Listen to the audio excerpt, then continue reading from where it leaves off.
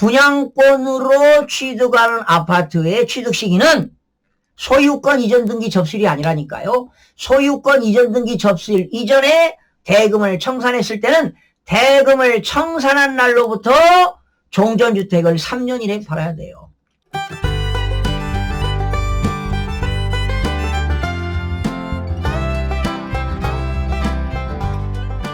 시청자 여러분 안녕하세요. 김동수입니다. 이 시간에도 양도소득세 실수 사례 20번째가 되겠습니다.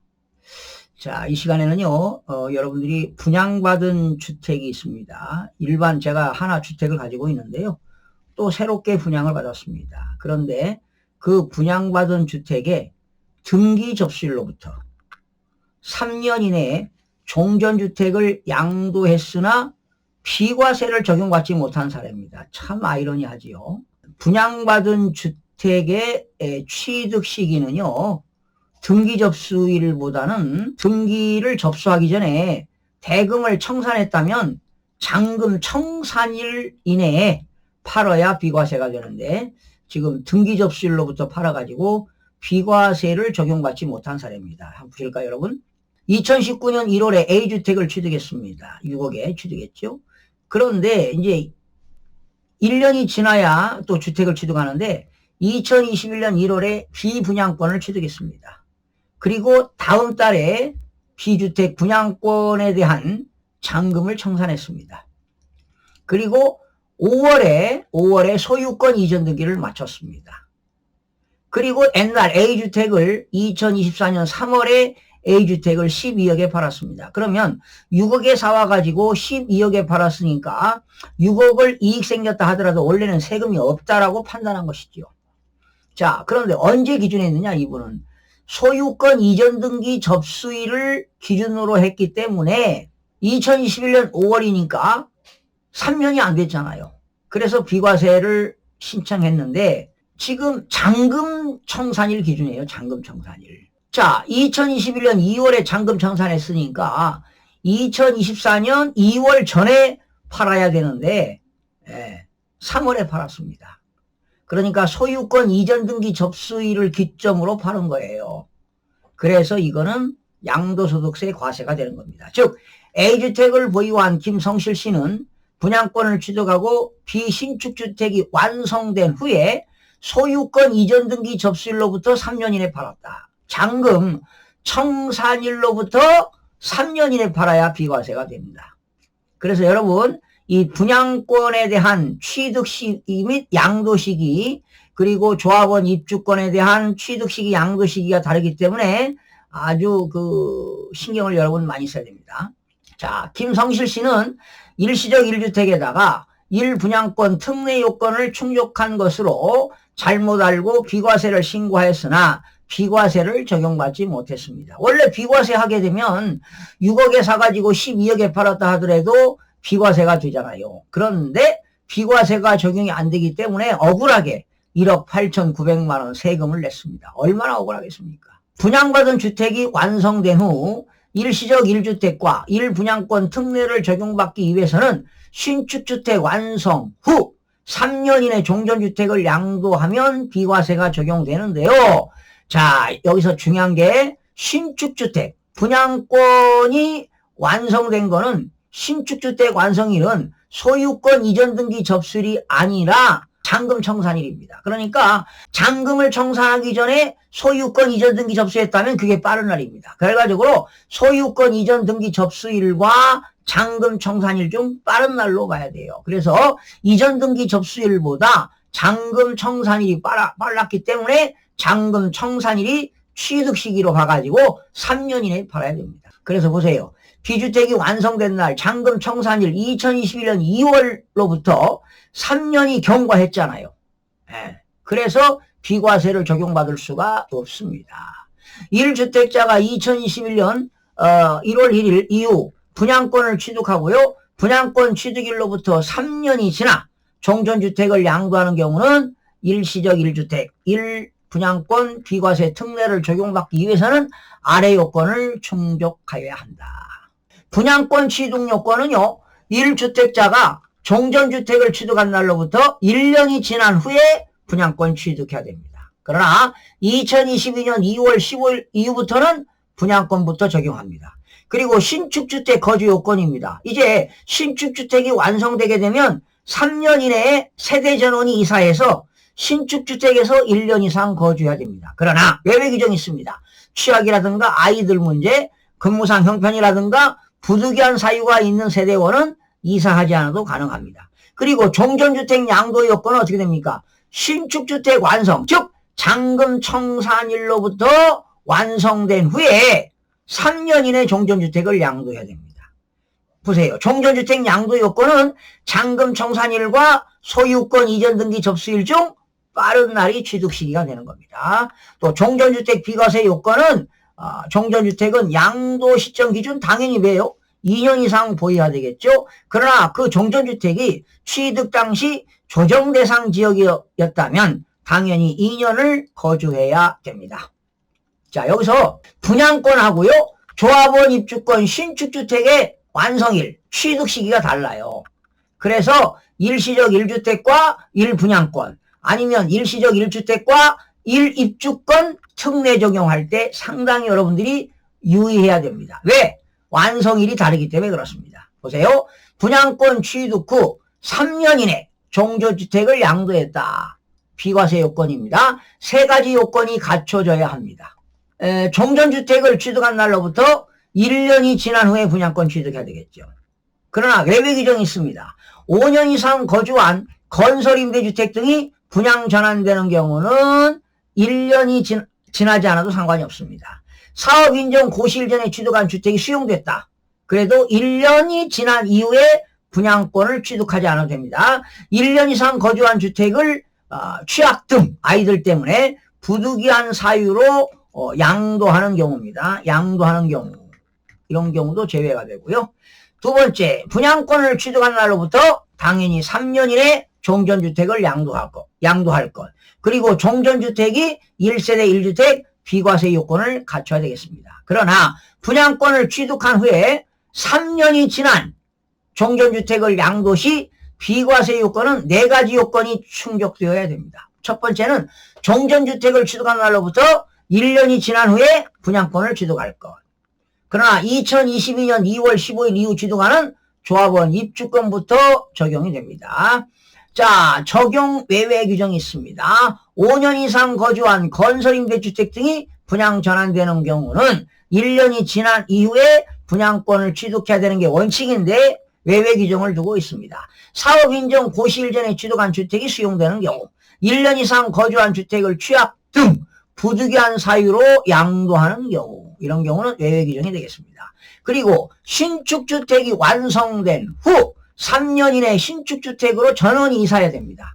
그러나 취약이라든가 근무상 형편, 질병, 요양 등의 경우는 세대원 일부가 이사하지 않더라도 1년 이상 계속하여 거주해야 되겠고요. 그리고 신축주택 완성 전 또는 완성 후에 3년 이내 종전주택을 양도해야 됩니다. 그리고 종전주택 1세대 1주택 비과세 요건을 갖출 것. 그러니까 2년 이상 보유하고 조정 대상 지역이면 2년 이상 거주를 해야 된다는 것입니다. 신축주택 완성일 구분인데요. 여러분이 분양권으로 취득한 아파트, 이거는 언제가 취득식이냐? 대금을 청산한 날과 소유권 이전 등기 접수일 중 빠른 날입니다. 이게 중요해요. 분양권으로 취득하는 아파트는 소유권 이전 등기 접수일보다 대금 청산일이 빠르면 그날이 취득식입니다. 그러나 대금을 청산했음에도 불구하고 아파트가 완성이 안 됐다. 그럴 때는 사용승인서 교부일이 되겠죠. 그리고 사용승인서 교부일 이후에 소유권 이전 등기가 가능하겠죠. 그러나 내가 조합원 입주권을 승계 취득했습니다. 조합원 입주권을 승계 취득해서 아파트를 취득하는 경우는 언제냐? 사용승인서 교부일 아니면 사실상 사용일 또는 임시 사용 승인을 받는 날 중 빠른 날이 취득 시기가 되는 겁니다. 그러니까 분양권으로 취득하는 아파트와 승계 취득한 조합원 입주권 아파트하고 달라요. 그러나 기존 주택을 헐고 재개발 사업 등으로 취득하는 아파트입니다. 도시 및 주거환경 정비법에 의해서 역시 재건축이 된 거죠. 재개발이 된 거죠. 재건축이 아니라 재개발로 인해서 취득하는 아파트는 옛날의 적에 기존 주택을 취득한 날입니다. 예, 그래서 기존 주택의 연장으로 본다. 옛날의 적에 기존 주택을 취득한 날이 아파트를 취득한 날로 본다. 그래야만이 장기 보유 특별공제 혜택도 많이 주어지겠죠. 자, 오늘은 여러분들 중요한 게 있어요. 분양권으로 취득하는 아파트의 취득 시기는 소유권 이전 등기 접수일이 아니라니까요. 소유권 이전 등기 접수일 이전에 대금을 청산했을 때는 대금을 청산한 날로부터 종전주택을 3년 이내에 팔아야 돼요. 네. 그래서 이거는 소유권 이전 등기 접수일 기준으로 해서 3년 이내에 팔았기 때문에 이거는 비과세를 받지 못하고 양도소득세가 과세된 사례가 되겠습니다. 참 아이러니하죠? 그러니까 여러분들이 분양권으로 아파트를 샀느냐, 조합원 입주권을 사가지고 아파트를 취득했느냐에 따라서 취득 시기가 달라지기 때문에 종전주택을 양도할 때는 3년 이내에 양도를 해야 되는데 언제 기준으로 팔아야 될 것이냐 하는 것입니다. 언제 기준으로 해야 될 것이냐 하는 건데요. 이게 바로 대단히 중요한 겁니다. 분양권으로 취득하는 경우는 대금을 청산하는 날과 이전 등기 접수일 중 빠른 날이 되겠고요. 승계로 조합원 입주권을 취득했을 때는 사용승인서 교부일 아니면 사실상 사용일 또는 임시사용 승인일 중 빠른 날, 이것이 바로 취득 시기가 된다는 걸 꼭 기억하시기 바랍니다. 시청해주신 여러분 고맙고요. 여러분들 늘 의심사항 있으면 언제든지 댓글을 달아주시면 성심성의껏 답변을 해드리겠습니다. 시청해주신 여러분 고맙습니다.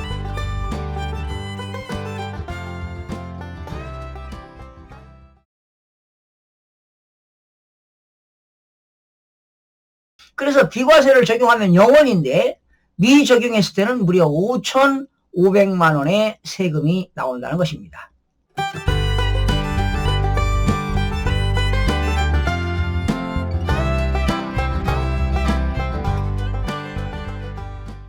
시청자 여러분 안녕하세요. 김동수입니다. 이 시간에도 양도소득세 실수 사례 21번째 시간이 되겠습니다. 자, 이 시간의 내용은요. 분양권을 먼저 취득했습니다. 그리고 다음에 주택을 취득했거든요. 그래서 분양권을 먼저 취득해서 일시적인 1주택에다가 분양권 특례가 적용되지 않는 사례. 자, 이거는 양도소득세 비과세가 되지 않는 사례가 되겠습니다. 자, 이런 사례는요. 분양권을 먼저 취득하고 다음에 또 주택을 취득했습니다. 그런데 그런 분양권 취득한 것이 이제 완성돼 가지고 분양권 이후에 샀던 주택을 양도하게 되면 비과세가 되는 걸로 알고 있는데 절대로 그렇지 않습니다. 과세가 됩니다. 자, 실수 사례 보시겠습니다. 자, 2021년 4월에요. 분양권을 취득했습니다. 그리고 그 다음에 1년 뒤에 B주택을 취득했죠. 그리고 그 다음에는 A 분양권 취득한 것이 주택이 완성됐습니다. 그래서 그 다음에 B주택을 11억에 양도했습니다. 그러면 9억에 사가지고 11억에 팔았으니까 양도 차익이 2억이 생겼는데 일시적인 1세대 2주택으로 보아서 양도소득세를 비과세 신고했지만 과세가 된 사례가 되겠습니다. 그러니까 먼저 분양권을 취득하고 주택을 취득하게 되면 나중에 분양권이 완성된다 하더라도 훗날 산 주택을 양도하게 되면 비과세가 안 되는 것입니다. 보실까요? 김성실 씨는 4월에 A 분양권과 그 다음에 B주택을 순차로 취득하여 보유하던 중 2023년 4월에 A 분양권이 이제 완성됐죠. 신축 주택으로 완성된 후에 2024년 4월에 B주택을 양도했다. 그러나 비과세를 적용받지 못한 것입니다. 그런데 김성실 씨는 이렇게 판단한 것이죠. A 신축주택 완성, 즉 잔금 청산일로부터 3년 이내에 B주택을 양도했기 때문에 일시적 1주택, 1분양권 특례에 따라 비과세로 신고하였으나 비과세를 적용을 받지 못한 사례입니다. 그래서 비과세를 적용하면 0원인데 미적용했을 때는 무려 5,500만 원의 세금이 나온다는 것입니다. 자, 여러분 2021년 1월 1일부터 적용되는 일시적 1주택, 1분양권 특례는요, 이런 거지요. 1주택자, 먼저 주택을 가지고 있는 사람이 종전주택을 양도하기 전에 분양권을 신규로 취득했습니다. 그래서 일시적으로 1주택과 1분양권을 보유하게 된 경우에는 이건 비과세가 되는 겁니다. 그런데 김성실 씨는 지금 주택보다 분양권을 먼저 취득하였기 때문에 일시적 1주택, 1분양권 특례를 적용받을 수 없다는 것입니다. 그러니까 1주택을 가진 사람이 나중에 분양권을 사가지고 그 분양권을 샀는데 신규주택이 완성된 날로부터 종전주택을 3년 이내 팔면 비과세가 되는 것입니다. 그럼 보실까요? 분양권 취득 후 3년 이내에 종전주택을 양도 시에는 일시적 1주택, 1분양권 비과세 특례 요건입니다. 자, 분양권 취득 요건은요, 당연히 주택을 먼저 가지고 있는 사람이 이 종전주택을 취득한 날로부터 1년이 지나야 되겠죠? 1년이 지난 후에 분양권을 취득해야 됩니다.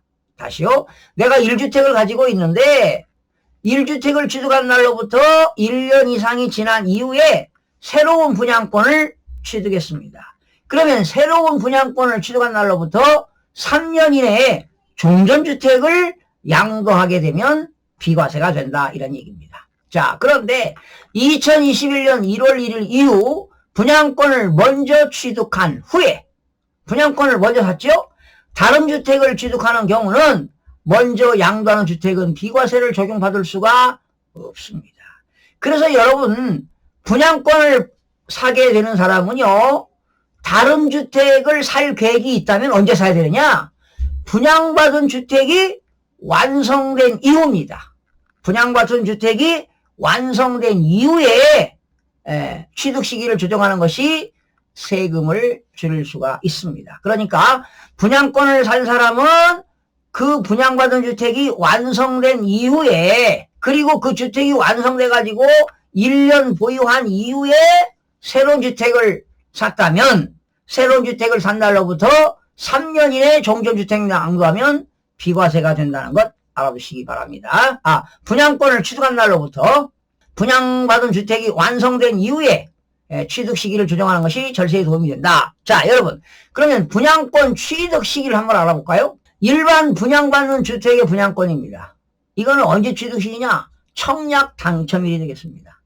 또 사전 청약에 당첨된 분양권도 역시 본계약 청약 당첨일이 되겠습니다. 그러나 미분양된 주택이 있죠? 미분양 주택의 분양권을 사는 경우는 언제냐? 계약 체결일입니다. 그러니까 미분양 주택인데요, 선착순 방법으로 동호수 등을 지정하고 당일에 사업 주체와 공급 계약을 체결하는 경우입니다. 그러니까 미분양이 돼가지고 선착순 동호수 등을 지정해가지고 공급 계약을 체결하는 경우는 계약 체결일이 분양권 취득 시기가 되겠습니다. 자, 남이 가지고 있던 분양권을 내가 승계 취득했습니다. 즉 타인으로부터 매수한 경우는 어찌가 될까요? 그렇죠. 타인이 가지고 있는 분양권을 승계 취득했다는 것은 계약을 하고 또 중도금 주고 잔금을 주었다면 그 분양권 매매 계약서상의 대금 청산일, 즉 잔금 지급일이 분양권의 취득 시기가 되겠습니다. 자, 여러분, 그러니까 꼭 이걸 기억하셔야 돼요. 분양권을 사고 나서 주택을 사게 되면 그 분양권이 사가지고 건물이 완성된 이후에 두 번째 샀던 주택을 양도하게 되면 비과세가 안 된다는 겁니다. 자, 또 하나 소개하겠습니다. 분양권을 두 개를 샀습니다. 여러분, 여기 2021년 1월 1일 이후 두 개의 분양권을 샀어요. 그런데 그게 완공돼 가지고 주택이 된 거죠. 주택이 돼 가지고 일시적 2주택 특례 적용 여부인데요. 이때 두 개 분양권을 사가지고 나중에 주택이 완성됐습니다. 그런데 먼저 취득한 주택을 양도하는 경우 일시적 2주택 특례가 적용이 안 된다는 것입니다. 자, 여러분 이걸 꼭 기억하셔야 돼요. 분양권을 먼저 사고 나중에 주택을 샀다. 그리고 분양권이 주택이 완공된 날로부터 이 나중에 산 주택을 팔게 되면 그건 과세가 된다. 그러니까 여러분들이 분양권을 사게 되면 나중에 또 주택을 취득할 기회가 주어진다면 언제 해야 되느냐? 분양권으로 주택이 완공된 이후에 사라 이런 얘기입니다. 그리고 두 개의 분양권을 가지고 있는 사람이 각 주택을 취득한 후에 먼저 취득한 주택을 양도하는 경우는 일시적 2주택 특례가 적용되지 아니하기 때문에 양도소득세가 과세가 된다는 내용이 되겠습니다. 자, 오늘 또 상당히 중요한 그런 사례라고 볼 수가 있습니다. 여러분 꼭 이걸 기억하셔야 돼요. 분양권부터 사는 게 아니라 내가 1주택을 사고 나중에 새 집으로 이사가고 싶다면 분양권이 사가지고 신축주택이 완성되게 되면은 그 종전주택을 3년 이내에 양도하게 되면 비과세가 된다는 것만 아시면 되겠습니다. 시청해주신 여러분 고맙습니다.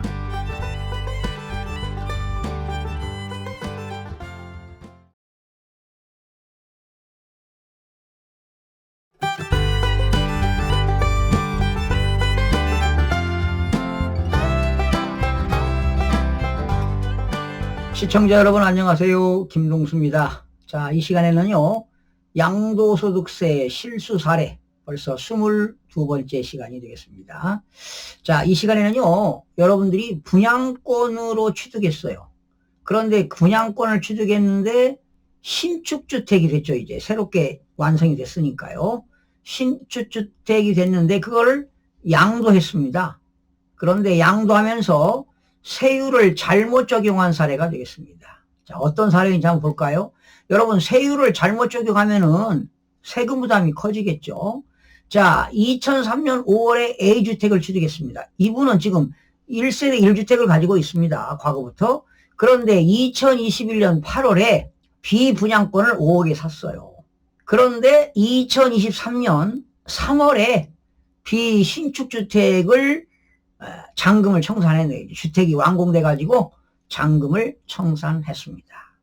그리고 B주택을 2024년 2월에 B신축주택을 8억에 양도했습니다. 그러면 당연히 양도소득세를 내야 되겠죠. 얼마 이익 생겼습니까? 3억 이익이 생겼잖아요. 당연히 세금을 내야 되는데 어떻게 보유기간을 계산할 거냐 하는 겁니다. 여러분, 이 분양권을 사가지고요, 신축주택이 완성돼가지고 이 주택을 팔았을 때는 양도 시기는 2004년 2월이 되겠고요. 취득 시기는 언제로 볼 거냐 하는 겁니다. 신축주택은 잔금 청산일 기준입니다. 그러니까 1년도 안 돼서 팔았잖아요. 그쵸? 1년 미만 보유하고 팔면은 70% 세금을 적용합니다. 그런데 이분은 분양권을 사가지고 2024년도에 팔았으니까 2년이 지난 것으로 파악한 거예요. 그래서 세율을 잘못 계산했죠. 주택을 2년 이상 보유하고 팔면은 8단계 초과 누진세율 적용하니까요. 세율이 엄청나게 달라지죠. 자, 보세요. 1주택자인 김성실 씨는 2021년 8월에 B분양권을 사가지고 신축주택이 2023년 3월에 완성돼가지고 1년도 안 돼서 양도했어요. 그러니까 비신축주택은 3월이 완성됐으니까 이때 잔금을 청산했을 거 아니에요. 그럼 보유기간이 1년이 안 됐기 때문에 70% 세금 내야 돼요. 보세요. 김성실 씨는 비분양권 취득일로부터 비신축주택 양도일까지 2년이 경과하여, 그러니까 이 사람은 분양권 취득일로부터 보유기간을 계산한 거예요. 2년이 넘었으니까 기본세율을 적용할 것이다 라고 신고했으나 그렇지 않습니다. 고율의 단기 보유세율이 적용되어 양도소득세를 70%로 계산해서 추가를 납부했습니다. 자, 이분이 기본세율을 적용했다면 9,300만 원을 내도 될 거를 단기 보유세율을 적용하니까 2억 800만 원을 냈어요. 그러니까 1억 1,500을 더 낸 거 아닙니까? 에? 이렇게 잘못 판단하면 세금이 늘어난다는 겁니다.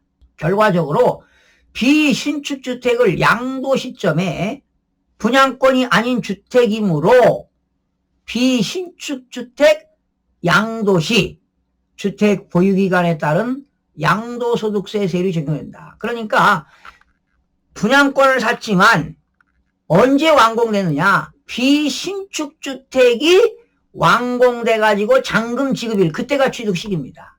그때부터 양도일까지 계산하니까 1년이 안 되는 거예요. 그래서 주택을 1년 미만 보유하게 되면 세율이 70%입니다. 자, 따라서 김성실 씨는 비신축주택 완성일로부터 11개월간 보유하고 양도하였으므로 기본세율이 아닌, 기본세율은 8단계 초과 누진세율로 6%부터 최고세율 45%까지 적용하는데 그렇게 적용하지 않고 단기 보유세율 1년 미만은 70%가 적용된다는 것이다. 결론입니다. 분양권 또는 분양권으로 취득한 신축주택을 양도하는 경우 양도시기 및 보유기간에 따라서 적용되는 세율이 달라지므로 유의하시기 바랍니다 하는 겁니다. 또한 분양권 및 승계조합원 취득, 입주권.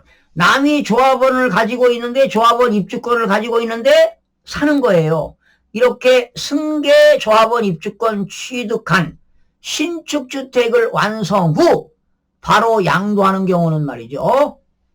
고율의 단기 보율이 적용된다. 무려 70%가 적용됩니다. 그래서 이렇게 분양권이나 승계조합원 입주권으로 취득한 신축주택은 신축주택이 완성된 날로부터 최소 2년 이상은 보유해야 기본세율을 적용받는 것에 여러분 절세에 도움이 된다는 것입니다. 자, 그러면 분양권 및 신축주택 양도시기 보유기간별 세율을 적용해 보겠습니다. 여러분, 분양권을 취득 후 1년 미만 양도했다. 70%입니다. 이익 생긴 거예요. 그러나 분양권을 1년 이상 보유하고 양도했다. 1년 이상이면 1년, 2년, 2년이든 3년이든 무조건 1년 이상 보유하고 팔면 60%를 적용합니다. 그러나 주택이 완성된 후 1년 미만 보유하고 양도하면 70%. 주택이 완성돼 가지고 1년 이상 2년 미만 보유하면 60%. 주택이 완성된 후 2년 이상 보유하고 양도하면 과세표준에 따라서 6%부터 6%, 15, 24, 35, 38, 40, 42, 최고세율 45%까지 8단계 초과 누진세율을 적용하게 됩니다. 부동산, 분양권, 조합원, 입주권, 양도시 보유기간별 적용세율을 살펴보겠습니다. 먼저 주택입니다. 주택을 1년 미만 보유하고 팔았다. 70%입니다. 1년 이상 2년 미만은 60%. 2년 이상을 보유하고 팔았다. 기본세율 6%에서 45%까지 적용합니다. 8단계 초과 누진세율. 조합원 입주권 1년 미만 팔았다. 70%. 1년 이상 2년은 60%. 2년 이상 보유했다면 기본세율이 되겠습니다. 그러나 분양권입니다. 1년 미만 70%, 1년 이상 2년 미만 60%, 2년 이상도 60%입니다. 무조건 분양권은 1년 이상 보유하면 무조건 60%가 되겠습니다. 그러나 주택이라든가 분양권이라든가 조합원 입주권이 아닌 그 외 부동산은 토지라든가 상가 같은 게 되겠죠. 임야, 농지 이런 것들. 주택과 조합원 입주권, 분양권이 아닌 부동산은 1년 미만은 50%, 1년 이상 2년 미만은 40%, 그리고 2년 이상 보유하면 기본세율인데요. 결론입니다. 모든 부동산은 2년 이상 보유하고 팔아야 기본세율을 적용한다는 것입니다.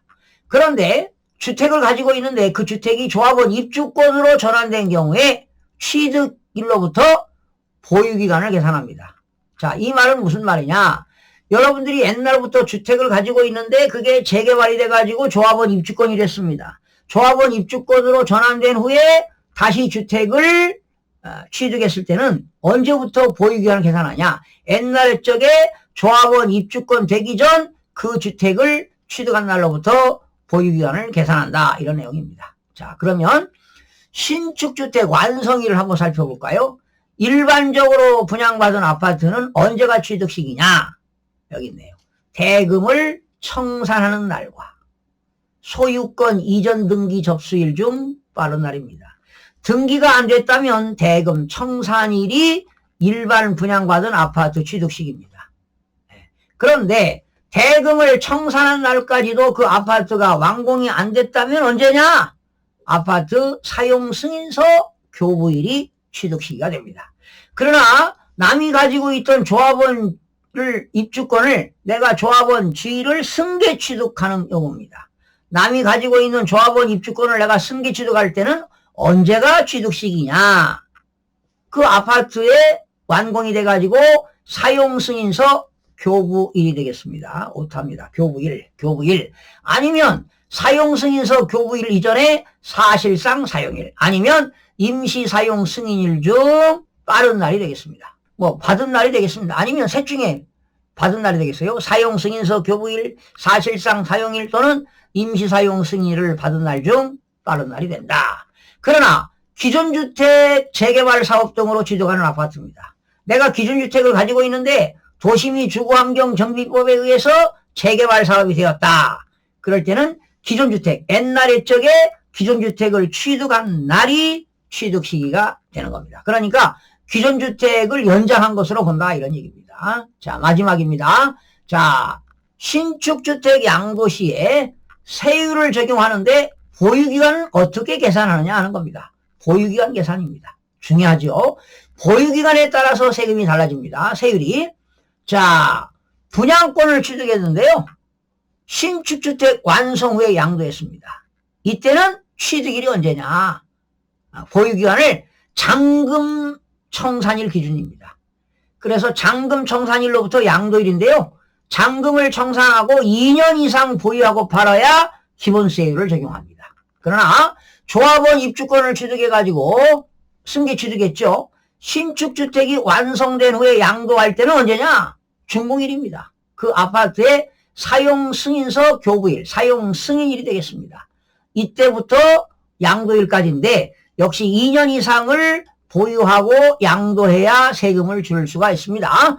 종전주택 취득을 했다가 이게 재개발이 돼가지고 조합원 입주권으로 전환이 되었다가 신축주택 완성이 된 후 양도했을 때는 언제가 취득시기냐? 언제부터 보유기간을 계산하느냐? 옛날 적에 종전주택 취득일로부터 양도일까지. 그러니까 보유기간이 상당히 길어지겠죠. 재개발이 되게 되면 재건축이나 재개발은 보통 한 10년 걸리거든요. 그러면 옛날에 적에 종전주택을 취득한 날로부터 건물이 완성돼가지고 양도하는 날까지가 보유기간이 된다라는 것입니다. 자, 오늘 사례는요, 분양권을 샀는데 그 주택이, 신축주택이 완성이 돼가지고 양도했을 때 보유기간이 언제부터냐? 신축주택 대금 청산일입니다. 청산일로부터 2년 이상을 보유하고 팔아야 8단계 초과누진세율, 즉 기본세율을 적용하는데요. 잔금 청산일로부터 1년 이내 팔았다. 그러면 양도소득세는 70%가 되겠고 1년 이상 2년 미만 보유하고 팔았다. 양도소득세가 60%를 적용한다는 사실입니다. 자, 오늘 또 분양권에 대한 신축주택을 양도하면서 세율을 잘못 계산해가지고 세금을 추징당한 것이 이런 사례를 살펴봤습니다. 여러분 고맙습니다. 질문사항 있으시면 댓글로 남겨주시면 신속하게 알려드리도록 하겠습니다. 시청해주신 여러분 고맙습니다.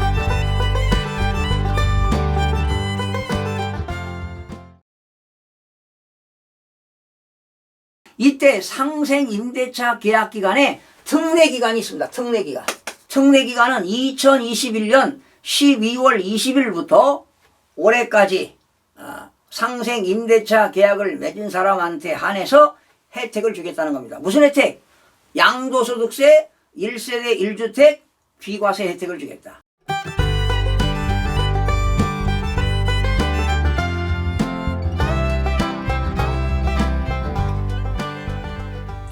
시청자 여러분 안녕하십니까? 김동수입니다. 이 시간에요.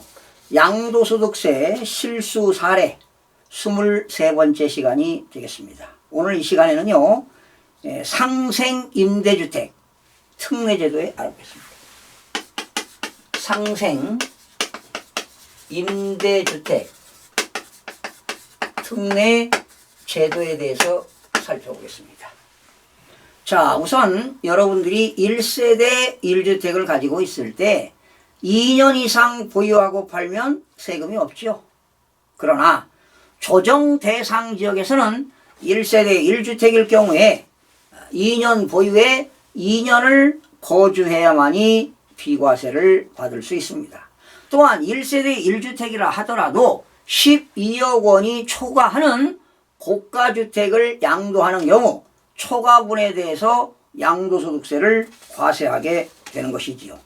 자, 여러분 지금 조정 대상 지역이 언제 지정이 됐죠? 2017년 8월 3일 날부터 조정 대상 지역이 지정이 됐습니다. 이때 2017년 8월 3일부터 서울하고요. 서울 전 지역하고 그리고 경기도에서 광명, 과천, 하남시가 지정이 되었습니다. 그래서 해제는 언제 되었습니까? 2023년 1월 5일 날 해제가 되었습니다. 그래서 2027년 8월 3일부터 2023년 1월 5일 그 사이에 주택을 취득한 사람은 반드시 2년을 보유하고 2년을 거주하고 양도해야 양도소득세를 비과세를 받을 수가 있습니다. 그러나 조정 대상 지역에서 집주인이 거주하지 않고 세입자에게 임대차 계약을 체결해서 임대를 할 수 있잖아요. 주택 임대차 계약에서 이때 임대차 계약한 사람들은 보통 4년입니다.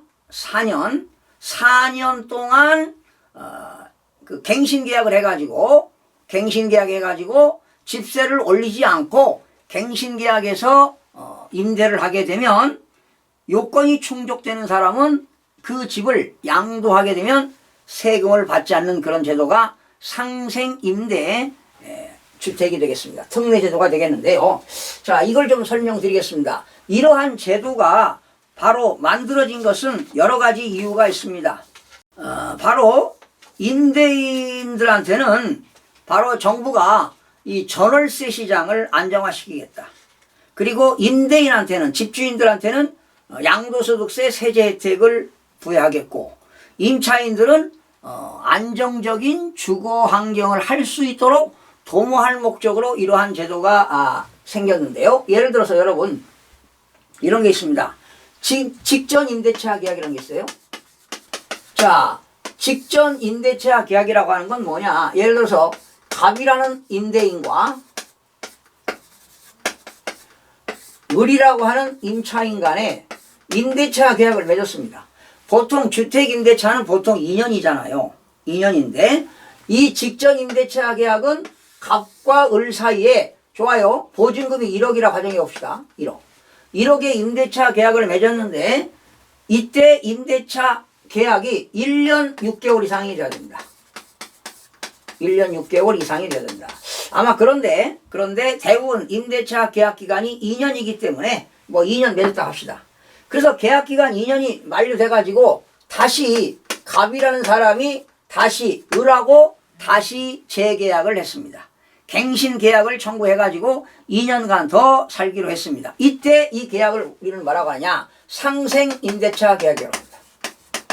그러니까 상생 임대차 계약은 이 갑이라는 사람이 다시 을하고 2년간 재계약을 할 때 보증금을 올리지 않는 경우입니다. 아니면 올리더라도 5% 내에서 올립니다. 그러면 1억에 5%면 얼마입니까? 5% 이내입니다. 그러면 1억 500만 원이 되겠죠. 보증금. 전세 보증금이 500만 원 올린 것이죠.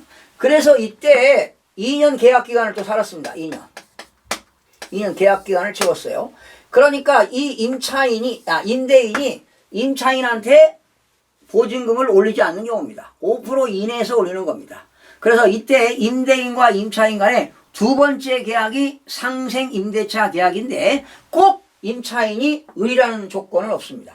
만약에 이 직전 임차인이 을이 임대차 계약 기간 2년 하거나 더 이상 안 살겠다, 그냥 나가겠다, 그러면 1억을 돌려줄 수밖에 없죠. 그리고 새로운 병이라는 사람이 들어왔으면 이때 병하고 갑하고 임대차 계약을 맺을 때 직전에 을하고 계약 맺은 1억 원 내 5% 이내에서 임대차 계약을 맺을 수 있습니다. 그렇다면 그걸 정부가 상생임대차 계약으로 인정을 해 주겠다는 것입니다. 그런데 이때 상생임대차 계약 기간에 특례기간이 있습니다. 특례기간. 법으로 정해졌습니다. 이때 특례기간은 언제냐? 2021년 12월 20일부터 2024년 12월 31일까지가 특례기간이 됩니다. 다시요. 특례기간은 2021년 12월 20일부터 올해까지 상생임대차 계약을 맺은 사람한테 한해서 혜택을 주겠다는 겁니다. 무슨 혜택? 양도소득세 1세대 1주택 비과세 혜택을 주겠다. 조정 대상 지역이라도 거주 요건을 하지 않아도 된다. 지금 임차인이 살았으니까요. 그리고 나중에 1세대 1주택자가 조정 대상 지역이라 하더라도 거주 요건 충족하지 않았어도 어떤 혜택이냐? 비과세 혜택을 주는데 12억 원이 초과하는 주택에 대해서는 장기 보유 특별공제도 원래는 3년 이상 보유하고 2년 이상 거주할 때 장기 보유 특별공제 혜택이 있는데 2년을 거주하지 않아도 장기 보유 특별공제 혜택을 주겠다는 것입니다. 엄청난 혜택을 주겠다는 것이죠. 바로 이런 것들이 상생임대주택 계약이 되겠습니다. 그래서 여러분들이 이 날짜를 잘 기억하셔야 돼요.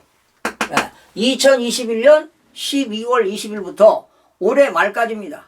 이건 지금 소득세법 시행령에 있는 거기 때문에 대통령령에 있는 거기 때문에 뭐 연장시킬 수도 있겠죠. 그러나 현재 집주인 입장에서 임대인 입장에서 과거에 임차인하고 계약을 했는데 다시 재계약을 하던 새로운 임차인하고 계약을 하던 바로 직전 임대차 계약 보증금의 5% 이내 계약할 때는 바로 이것이 상생임대차 계약이다. 그래서 이 사람이 만약에 이제 이 병이라는 사람이 임대차 계약 기간 끝나고 이 집주인이 집을 팔았다. 그때 양도소득세를 비과세하겠다는 것입니다.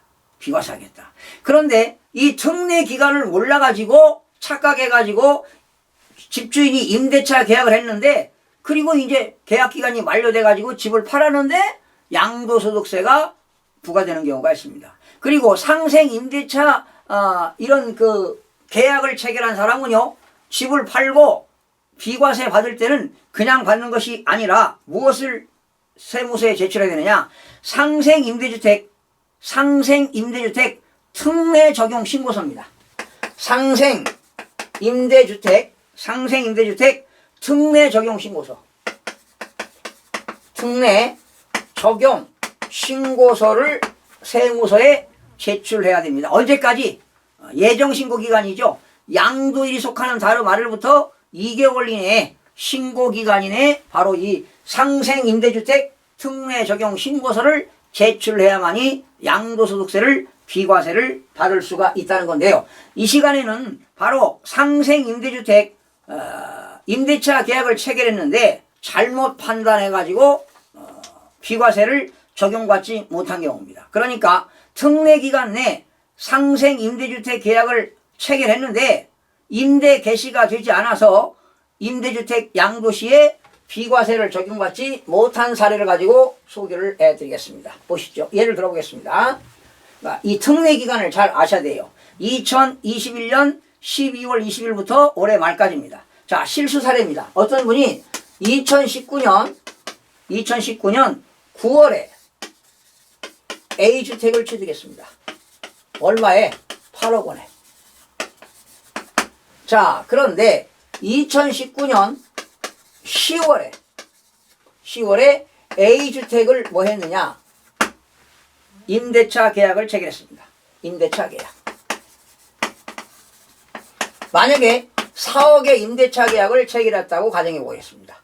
그러면 2021년 10월이 2년 아니겠습니까? 그래서 2년 후에 2021년 10월에 2년이 돼가지고 바로 2차, 이건 1차가 되겠습니다. A주택 1차 임대차 계약이고 2차 임대차 계약을 맺었습니다.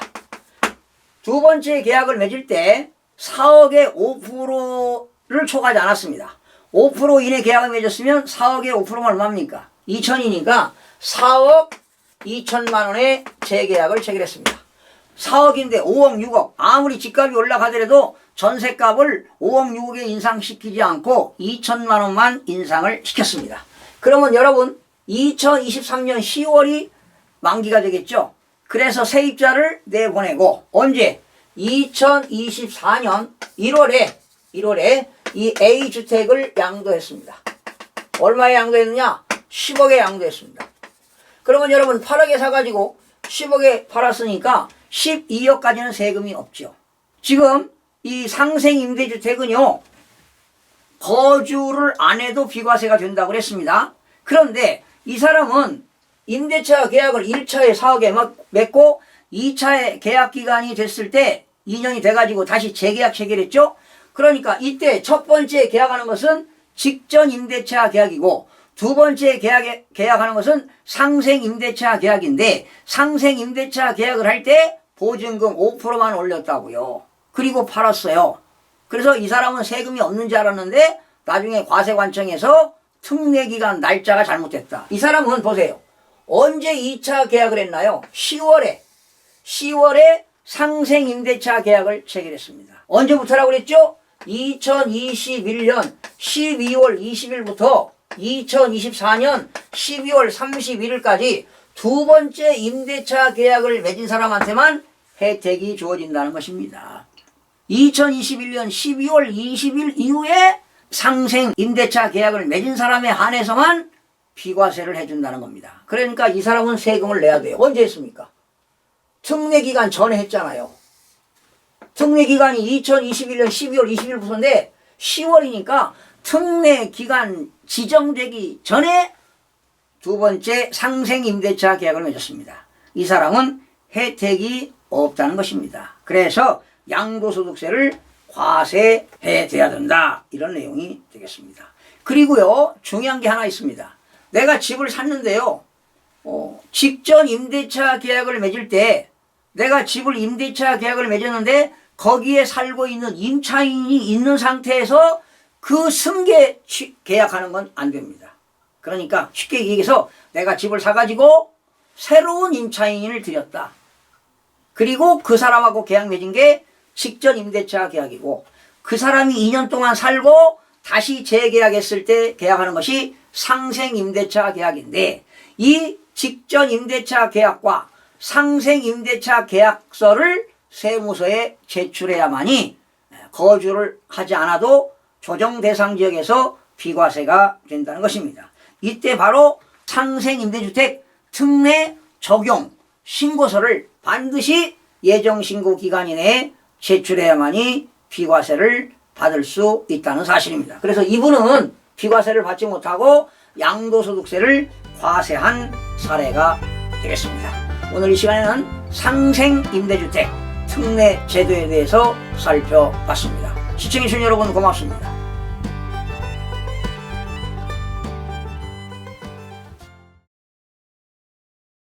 두 번째 계약한 그 임차인이 조기 전출했어요. 1년밖에 못 살았습니다. 그러니까 상생 임대차 계약을 맺고 2년을 임차인하고 계약 관계가 성립이 돼야 되는데 1년 만에 조기 전출했기 때문에 비과세를 받을 수가 없습니다.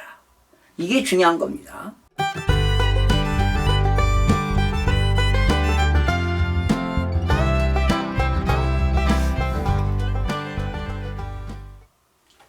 시청자 여러분 안녕하세요. 김동수입니다. 자, 이 시간에요, 양도소득세 실수 사례에 대해서 알아보겠습니다. 벌써 24번째 시간이 되겠습니다. 여러분, 지난 시간에 상생임대주택 특례기간에 대해서 말씀드렸죠. 상생임대주택의 특례기간은 지난 2021년 12월 20일부터 올해까지입니다. 2024년 12월 31일까지인데요. 이거는 소득세법 대통령령 시행령에 있기 때문에 아마 또 1년간 연장이 될지도 모르겠습니다. 현재 그렇습니다. 자, 여러분, 상생임대주택 어떤 사례냐면요, 여러분들이 직전 임대차 계약을 체결했어요. 한 2년 체결했고 다시 재계약해가지고 상생 임대차 계약을 체결했는데 주택임대차 보호법에서는 보통 임대기간이 몇 년입니까? 2년이죠. 그런데 2년을 다 채우지 못한 상태에서 임차인이 그 다른 데로 조기 전출을 했습니다. 그러니까 임대차 계약 기간이 2년인데 2년 그 기간을 채우지 못하고 이사를 갔다는 것이지요. 자, 이렇다면 과연 상생 임대주택에 대해서 양도소득세를 비과세 받을 수 있느냐 하는 그런 사례가 되겠습니다. 자, 실수 사례가 되겠는데요. 자, 2018년 2월에요. A주택을 취득했습니다. A주택을 취득했는데 9억 원에 취득했네요. 제가 이 A주택을 취득해서 여기서 뭐 살다가 부득이한 사유로 또 전세를 줄 수도 있잖아요. 그렇죠? 그래서 이 사람은 2020년입니다. 2020년 12월입니다. 12월에 직전 임대차 계약을 체결했습니다. 직전 임대차 계약을 체결했는데 보증금은 얼마냐? 4억입니다. 4억 원의 직전 임대차 계약을 체결했습니다. 그러니까 임대차 계약 기간 2년이 되겠죠. 그래서 이제 2년이 지나서 2022년 12월 이제 2년이 지났습니다. 12월에 집주인하고 임대인하고 세입자 임차인 간에 상생 임대차 계약을 체결했습니다. 상생 임대차 계약을 체결했습니다. 그러면 여러분, 상생 임대차 계약은 보증금이 되었던 집세가 되었던 5% 이상을 인상시킬 수가 없습니다. 5% 이내로 인상이 가능하죠. 그러면 여러분 4억에 5%면 얼마입니까? 보증금을 4억 2천만 원의 임대차 계약을 체결을 했습니다. 그러면 이 사람은 언제가 2년입니까? 2024년 12월이 임대차 계약 기간 만료가 되겠죠. 그런데 1년 살다가 2023년 12월입니다. 12월에 임차인이 세입자가 조기 전출했습니다. 다른 데로 요즘은 전출 신고만 하면 전입 신고하면 자동으로 전출되겠죠? 전출했습니다. 다른 지역으로. 그러니까 1년밖에 못 살았다는 겁니다. 자, 이런 상태에서 새로운 세입자를 구하지 않고요. 집주인이 가지고 있다가 아니면 집주인 살다가 이 사람이 언제 팔았느냐? 2024년 다음에 5월입니다. 5월에 A주택을 양도했어요. 얼마에? 11억 원에. 이 사람은 집이 하나입니다. 1세대 1주택인데 과연 비과세 받을 수 있을까요? 양도소득세가 과세가 될까요? 결론부터 말씀드리면 양도소득세 과세입니다. 세금 내야 돼요. 왜? 상생 임대차 계약의 요건이 충족이 안 됐어요. 12월에 재계약을 체결했으면 2024년 12월이 만기입니다. 만기가 지나고 나서 처분하면 비과세가 되는데 지금 이 사람이 두 번째 계약한 그 임차인이 조기 전출했어요. 1년밖에 못 살았습니다. 그러니까 상생 임대차 계약을 맺고 2년을 임차인하고 계약관계가 성립이 돼야 되는데 1년 만에 조기 전출했기 때문에 비과세를 받을 수가 없습니다. 이게 중요한 겁니다. 자, 그런데 여기서 이 임차인이 조기 전출을 했는데 부득이한 사유가 있었습니다.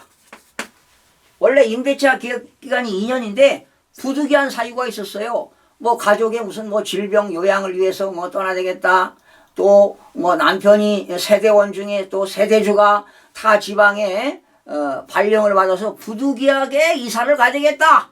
그럴 때는 과세관청이 혜택을 줍니다. 그러나 조건이 있어요. 무조건 혜택 주는 게 아니라 다시 2023년 12월에 다시 새로운 임차인과 또 계약을 맺어야 됩니다. 그러면 이때 임차인이 1년간 거주했으니까 새로운 임차인 만약에 갑과 을이 계약을 맺었다면 이제 을이 조기 전출했으니까 새로운 병과 임대차 계약을 맺어가지고 이 보증금 4억 2천 이상으로 계약하면 안 됩니다. 상생 임대차 계약을 맺었던 원래는 4억인데 5% 인상시켜서 4억 2천에 다시 계약을 체결했다. 제3자하고 병이라는 사람하고. 그렇다면 과세관청은 비과세를 해줍니다. 그러나 지금 이 사람이 을이라는 사람이 1년 임대차 계약 기간이었죠.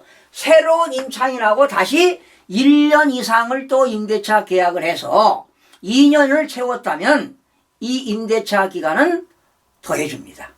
예. 그러니까 이렇게 생각하시면 됩니다. 갑과 을이 직전 임대차 계약을 체결했어요. 그리고 다시 갑과 을이 상생 임대차 계약을 체결했어요. 여기는 2년을 임대차 계약이고 원래는 2년인데 1년 임대차 계약 기간을 2년을 채우지 못하고 1년 살다가 뭐 했습니까? 임차인 조기 전출했어요. 이 임차인이 조기 전출했다니까요. 그래서 이때 갑이라는 사람이 새로운 병하고 이 사람하고 지금 얼마 맺었어요? 보증금이 4억 2천인데 4억 2천 이상으로 올리지 않고 아니면 4억 2천 아니면 더 다운시켜가지고 4억 2천 이하로 다시 임대차 계약을 맺었다면은 이 을이 임대차 기간과 병의 임대차 기간을 합산한다는 겁니다. 합산. 예, 그래서 2년이 되게 되면 비과세 해주겠다. 그리고 여기서 1년 했고 임대차 계약 기간 만약에 뭐 2년을 하던 1년 했던 2년을 채웠다. 그리고 갑이 주택을 양도하게 되면 양도소득세 비과세를 해주겠다는 내용이 되겠습니다. 그러니까 여러분 반드시 이 직전 임대차 계약한 이후에 상생 임대차 계약을 맺었다면은 반드시 상생 임대차 계약 기간 2년을 채우고 난 이후에 갑이라는 사람이 주택을 팔았을 때 비과세가 되는 거지 2년을 임대차 기간을 채우지 못하고 임차인이 조기 전출한 이후에 양도했다면 양도소득세가 과세가 된다는 걸 꼭 기억하시기 바랍니다. 그래서 오늘은요 바로 상생 임대차 계약 임대기간 2년 요건을 채우지 않아서 임차주택을 양도했을 때 1세대 1주택 비과세를 적용하지 못한 사례 즉 과세가 된다는 내용이 되겠습니다. 시청해주신 여러분 고맙습니다.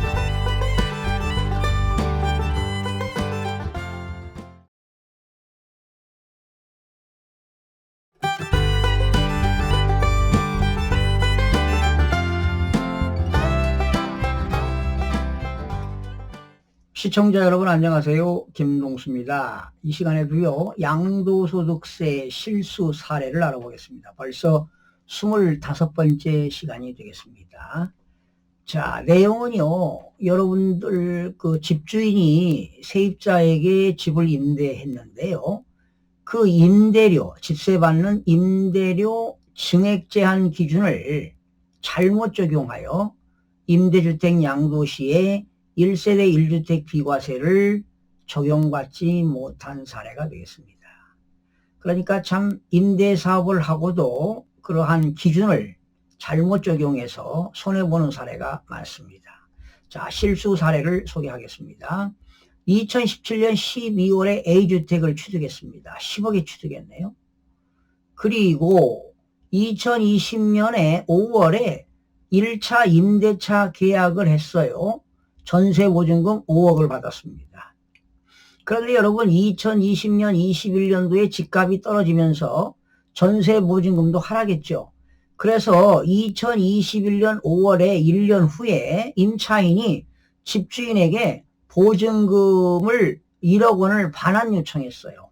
결과적으로 4억 아닙니까? 5억에 살다가 1억을 반환받았으니까 4억에 살고 있어요. 자, 그런 상황에서 이제 이분이 이제 임대차 기간이 끝나고 나갔어요. 그래서 다시 새로운 세입자하고 2년 후에 2022년 5월에 2차 임대차 계약을 체결했습니다. 그런데 보증금을 올렸습니다. 5억 원으로. 그러면 원래 4억 아닙니까? 4억에서 5%만 올리면 얼마입니까? 2천만 원을 올려야 되는데요. 1억을 더 올렸으니까 4억에서 몇 프로입니까? 25% 올렸네요. 그렇죠? 4억에 25%면 1억 아닙니까? 5%를 올려야 되는데 25%를 올렸습니다. 자, 그런 상태에서 계약기간 2년 지나고 A주택을 12억에 양도했습니다. 여러분, 1세대 1주택은 12억 원까지는 세금이 없잖아요. 그런데 이분은 임대보증금을 5% 이상, 5% 이내 올린 게 아니라 25% 올렸습니다. 이럴 때는 비과세를 적용받지 못합니다. 보실까요? 내용. 김성실 씨는 2020년 5월에 5억 원으로 주택을 임대하던 중 전세 시세 하락에 따른 시세가 떨어지니까 당연히 전세금도 떨어지겠죠. 임차인 요구로 계약기간 중에 2년 임대차 계약기간 중에 지금 1억 원을 반환했습니다. 그리고 2022년 5월에 새로운 임차인과 임대보증금 5억 원으로 하여 2차 임대계약을 체결했다. 자, 5억에서 4억으로 내렸으면 4억에 대한 5%만 올려야 되는데 무려 25%를 올렸습니다. 그렇다면 과세관청은 비과세를 해주지 않습니다. 자, 2차 임대차 계약 기간이 2년이 만료된 후에 김성실 씨는 A주택을 양도하고 당연히 비과세로 신고했지요. 그러나 임대보증금 5% 초과 증액하여 무려 25% 올렸어요. 비과세를 적용받지 못한 사례입니다. 원래 비과세를 적용받으면 양도가액 12억 원까지는 세금이 없지요. 그런데 비과세를 미적용하다 보니까 무려 4,600만 원의 세금을 내게 됐습니다. 여러분, 상생임대차 계약은요, 직전임대차 계약 대비 임대료 등의 증가율이 5%를 초과하지 않아야 하는 거 아니겠습니까? 그런데 직전임대차 계약 기간 중에 임대료 등의 변경이 있었을 경우에는 변경된 후에 임대료 등을 기준으로 임대료 등의 증가율로 판정합니다. 그러니까 5억에서 4억으로 내렸으면 다시 새로운 임차인과 계약했으면 4억을 기준으로 해서 집세를 올려야 됩니다. 그러면 4억에 5%면 얼마입니까? 2천만 원만 올려야 되는데 무려 1억 원을 올렸어요. 8천만 원을 더 올렸습니다. 결과적으로 25%를 올린 거나 마찬가지입니다. 자, 김성실 씨의 경우 직전 임대차 계약 기간 중 1억 원을 반환하여 직전 임대차 계약의 임대보증금 4억 원이죠. 상생 임대차 계약의 임대보증금 5억 원으로 임대료 등의 증가율이 5%를 초과했습니다. 바로 상생임대주택 특례를 당연히 적용받을 수가 없습니다. 왜? 25%를 올렸기 때문입니다. 시세 하락으로요, 임대차 계약 기간 중에 임차인의 요청으로 임대보증금 일부를 반환한 경우에는 반환 후에 임대보증금이 즉 4억이 되겠죠. 상생임대주택 특례를 적용할 때 임대료 등의 증액 제한 기준이 됨에 유의하여야 합니다. 자, 사례를 하나 살펴보겠습니다. 직전 임대차 계약 보증금 일부를 반환하는 경우 상생 임대차 계약의 직전 임대 보증금 기준 금액입니다. 주택을 취득 후 직전 임대차 계약 기간 중에 임차인의 요청으로 전세 보증금 일부를 반환하는 경우 해당 계약은 직전 임대차 계약에 해당하고 상기 직전 임대차 계약 대비 임대보증금 또는 임대료 증가율이 5%를 초과하지 않도록 정한 임대차 계약이 언제입니까? 여러분, 상생임대주택 계약은 두 번째 계약하는 것이죠. 직전 임대차 계약 이후에 새로운 임대차 계약, 즉 상생임대차 계약은 기간이 존속기간이 2021년 12월 20일부터 2024년 12월 30일까지 체결하고 임대를 개시하는 경우 해당 계약은 상생임대차 계약에 해당하는 것이다.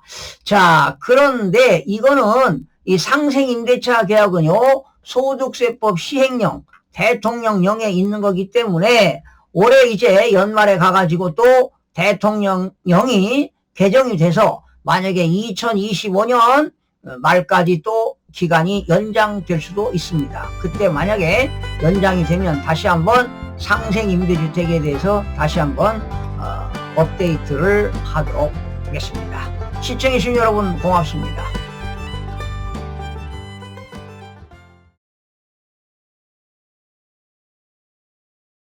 임대사업을 하신 분이 비조정 대상 지역에서 주택을 취득했을 때 그 주택에서 반드시 2년을 거주해야만이 비과세가 된다는 것입니다.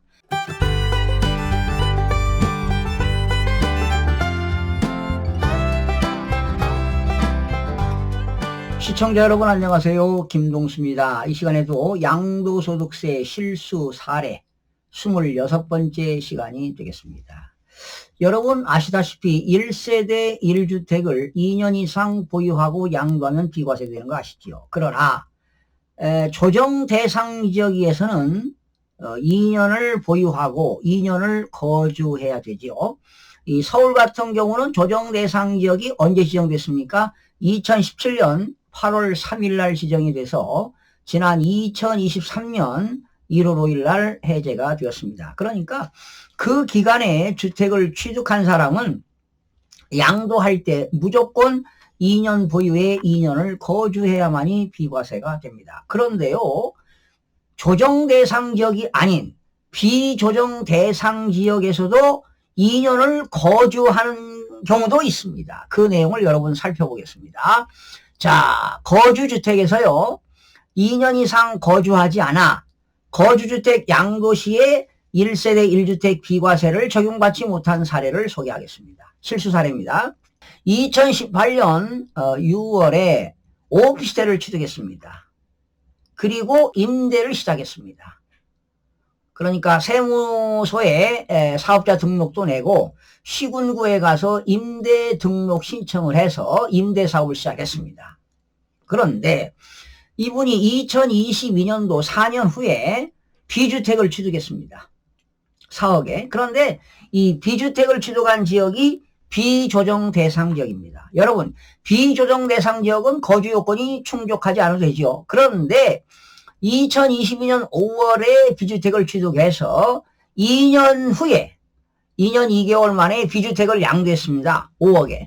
그러면 이분은 비조정 대상 지역이니까 거주를 하지 않아도 되겠다라고 팔고 비과세 혜택을 받으려고 했던 건데 비과세가 안 됩니다. 이분은 임대사업자 등록을 했는데요. 이 주택에서는 임대사업 하신 분들은 무조건 2년을 거주해야 됩니다. 자, 보실까요? 김성실 씨는 임대주택인 A 오피스텔과 B주택을 소유하다가 2024년 7월에 B주택을 양도했다라는 것이죠.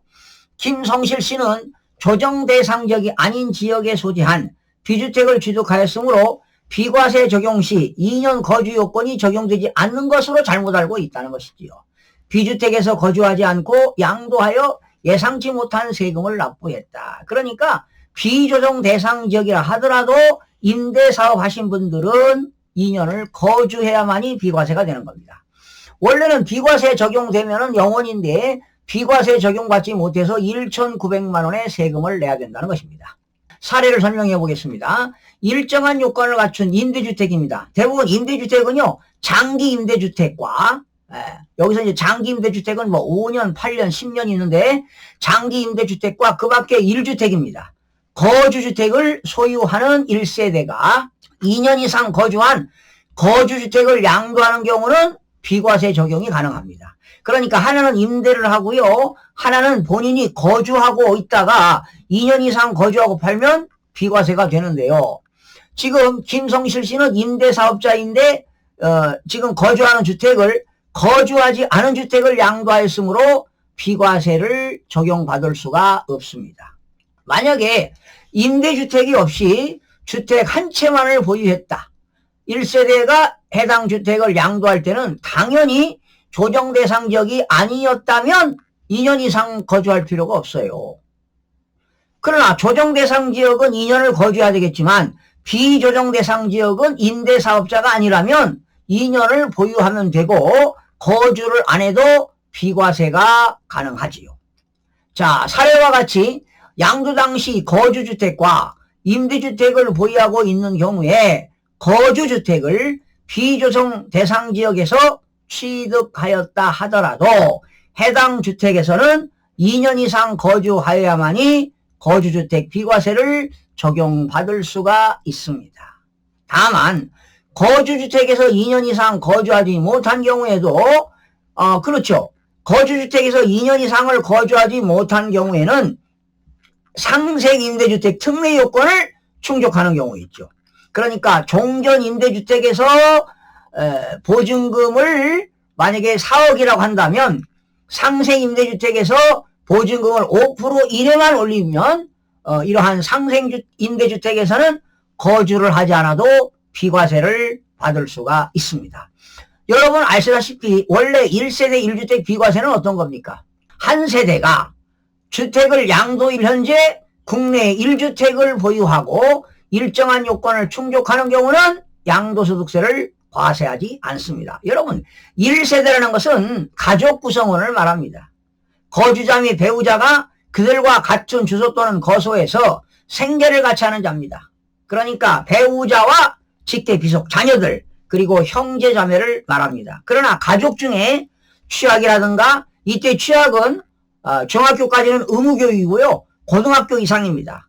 가족 중에 질병 요양, 가족 중에 근무상 형편, 가족 중에 사업상 형편으로 일시 퇴거한 사람도 가족 구성원에 해당이 됩니다. 그러면 1세대 1주택 요건은 이러한 요건을 충족해야 됩니다.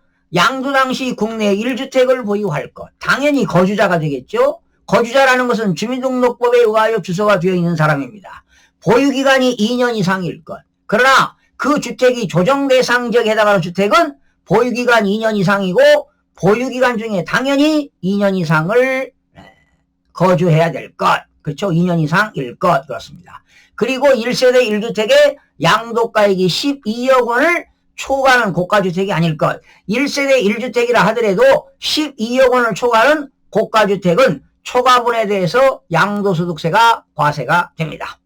자, 혜택입니다. 양도가액 12억 이하의 주택, 양도차익에 대해서는 비과세를 적용하게 되는 겁니다.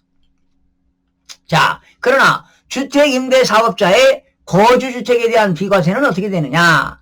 자, 2주택 이상을 보유한 경우인데 임대주택을 등록하고 일정 기간입니다. 이 임대주택은요, 5년 임대하는 경우가 있고 8년 하는 경우가 있고 10년 하는 경우가 있는데 이렇게 5년, 8년, 10년 이상을 임대하는 등의 요건을 갖춘 주택임대사업자가 거주주택을 양도하는 경우는 1세대 1주택 비과세가 적용이 됩니다. 그러니까 2주택 중에 하나는 임대 등록하고 하나는 반드시 2년을 거주해야만이 비과세가 되는 것입니다. 자, 요건입니다. 주택임대사업자의 임대주택 및 거주주택은 어떤 것을 충족해야 되느냐, 이런 내용을 충족해야 됩니다. 임대 등록은 어디서 할까요? 당연히 세무서입니다. 자기가 살고 있는 주소지 세무서에 주택임대사업자 등록을 하고 그리고 지방자치단체에 임대사업자 등록을 해야 됩니다. 그리고 임대기간 중에 임대료나 임대보증금 증가율이 5%를 초과하지 않을 것, 5% 이내가 되겠습니다. 그리고 이런 임대사업자 등록은요, 임대 개시 당시 기준시가라고 하는 것은 국세청장이 고시하는 가격이 기준시가인데 기준시가가 6억 원 이하일 것, 그리고 수도권 밖의 지역은 3억 원 이하일 것, 그리고 임대기간은 세법상 의무 임대기간 이상일 것. 여기서 의무 임대기간은 5년, 8년, 10년이 있는데요. 의무 임대기간이 이렇게 정해졌습니다. 2020년 7월 10일 이전에 임대사업자 등록을 신청한 사람은 의무 임대기간이 5년이 되겠고요. 2020년 7월 11일부터 2020년 8월 17일까지 신청하는 사람은 장기임대 주택 기간이 8년입니다. 그러나 2020년 8월 18일 이후에 임대사업을 등록한 사람은 장기임대주택이 10년이 되겠습니다.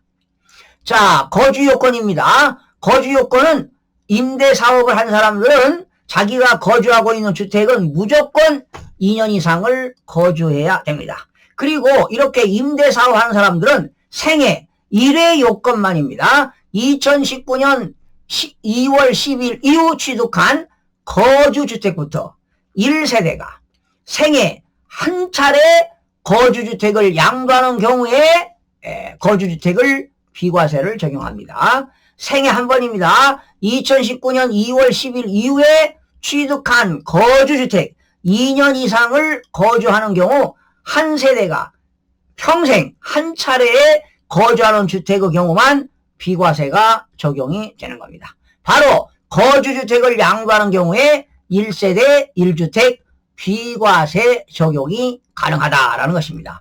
오늘 사례는 임대사업을 하신 분이 비조정 대상 지역에서 주택을 취득했을 때 그 주택에서 반드시 2년을 거주해야만이 비과세가 된다는 것입니다. 자, 여러분들 이렇게 임대 등록을 시작한 사람들은 거주하고 있는 주택은 무조건 2년을 보유하고 있는 주택에서 2년을 거주해야만이 비과세가 된다는 것을 꼭 기억하시기 바랍니다. 시청해주신 여러분 고맙습니다.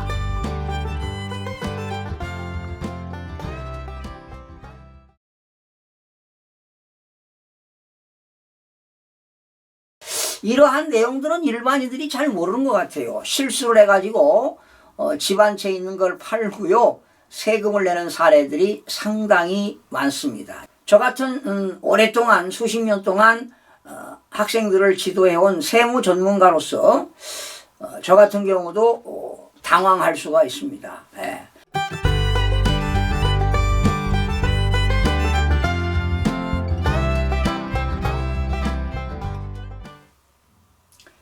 시청자 여러분 안녕하십니까? 김동수입니다.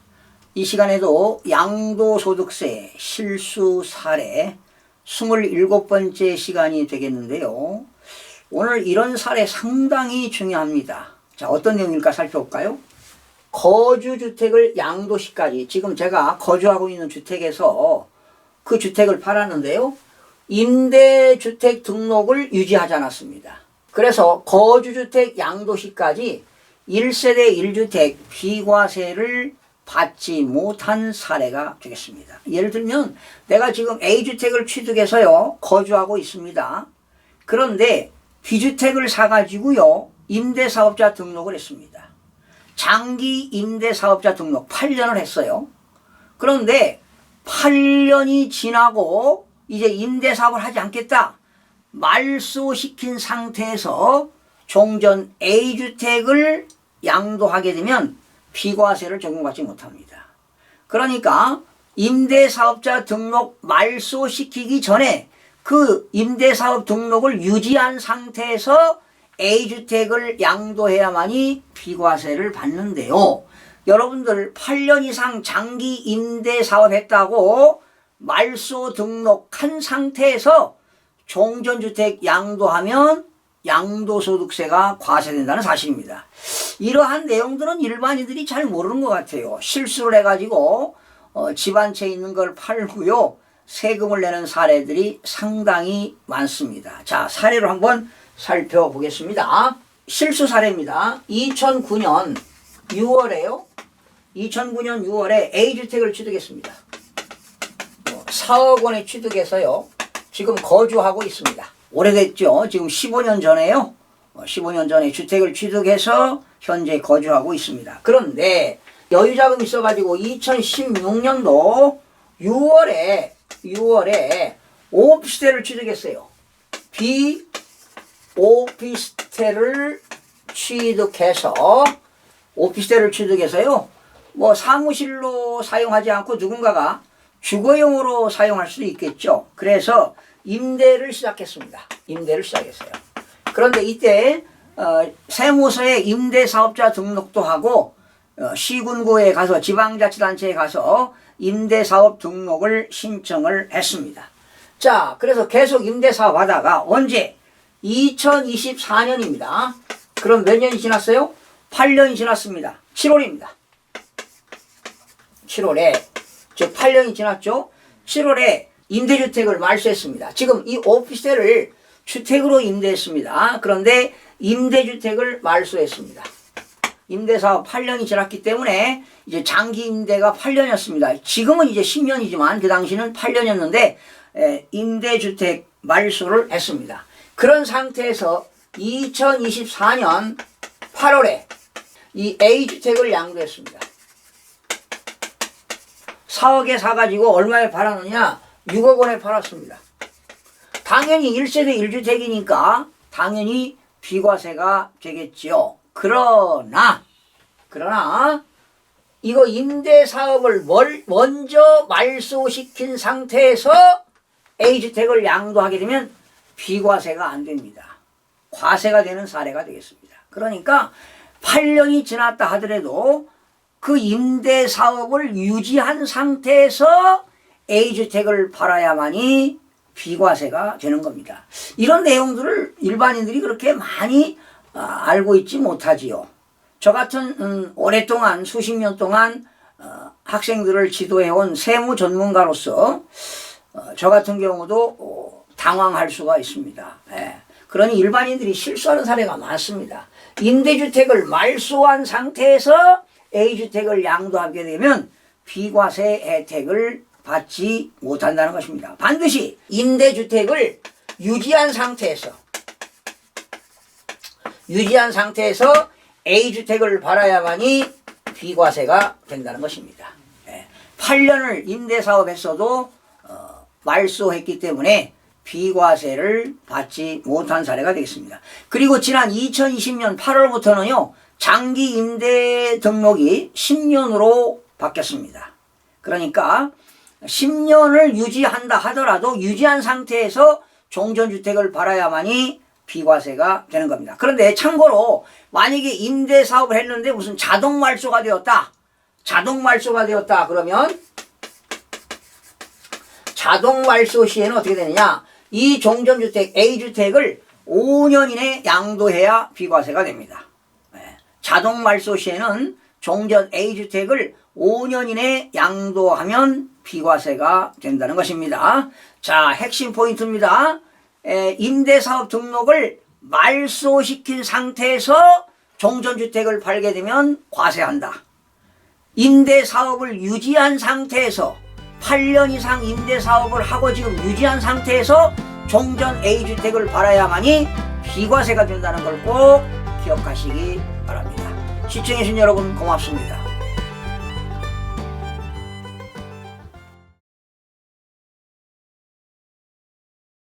(2019년 2월 10일) 이전에 주택을 취득하거나 아니면 2019년 2월 10일 전에 주택을 취득하기 위하여 매매계약을 체결한 자가 계약금만 지급한 주택도 재차 비과세가 적용된다. 정말 이거 모르면은요 양도소득세 폭탄을 맞는 겁니다.